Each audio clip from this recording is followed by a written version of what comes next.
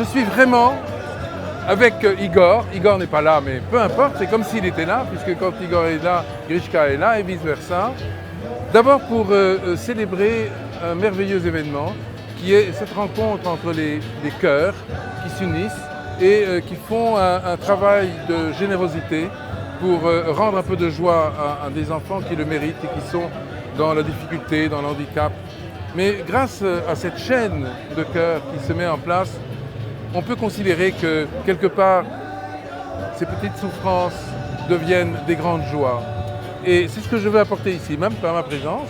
Je veux vous dire à vous tous et vous toutes que je suis avec vous et que c'est pour cela qu'avec tous mes amis, nous sommes là pour faire cette chaîne, cette vraie chaîne de l'humanité ou de l'humanisme.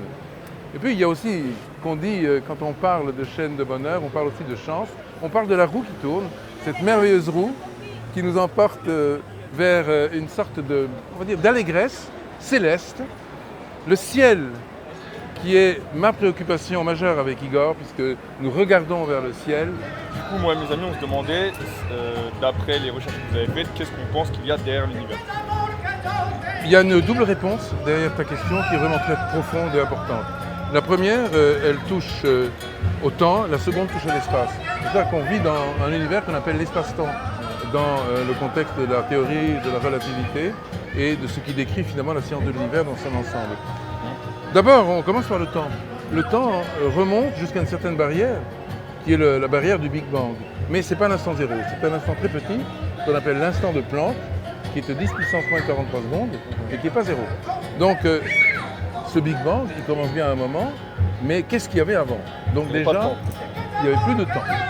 Plus de temps réel. Mais il y avait un autre temps qu'on appelle un temps imaginaire chez nous, en sciences.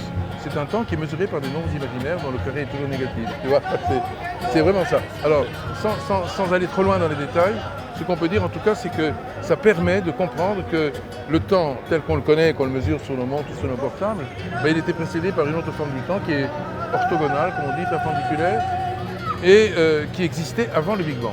Ça, c'est donc qui n'existe plus aujourd'hui.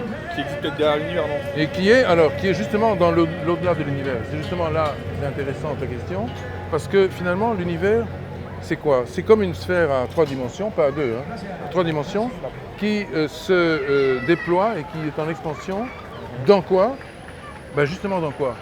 Dans ce qu'on appelle en fait tout simplement le cône de lumière. Mais derrière le cône de lumière, il y a autre chose. Et en fait, le cône de lumière. Oui, le cône de lumière. Et ce que tu as dit tout à l'heure, c'est est-ce qu'il existe un au-delà de l'univers? Oui, cet au-delà de l'univers, il est justement au-delà du cône de lumière, de l'espace-temps. Et là, on retrouve le temps imaginaire, on retrouve ce qu'on appelle en relativité l'ailleurs. Dans l'ailleurs, évidemment, le temps réel n'existe plus. L'espace-temps n'existe plus non plus, mais c'est autre chose. C'est inimaginable pour nous. Parce que c'est pas totalement inimaginable, parce que ce qui existe, qui est un au-delà de la matière, puisque la matière est bornée par la relativité, on ne peut pas aller plus vite que la lumière, mais le mur de la lumière, il est passé par quelque chose. Ce quelque chose, c'est quoi? C'est ce qu'on appelle l'information. L'information, c'est-à-dire quelque chose d'immatériel, comme des nombres, qui sont de l'autre côté, quoi. Notamment la pensée. D'où votre livre, le visage de Dieu. D'où le livre, le visage de Dieu. Exactement. On voit que c'est un anthropologue, voilà. Ici, je le salue parce que c'est on va dire un scientifique, quelqu'un qui cherche, qui pose des bonnes questions et qui n'épuise pas, évidemment, les réponses. C'est un anthropologue et il va aller loin en anthropologie. En tout cas, c'est vraiment ce que je souhaite, je le sais. Ouais.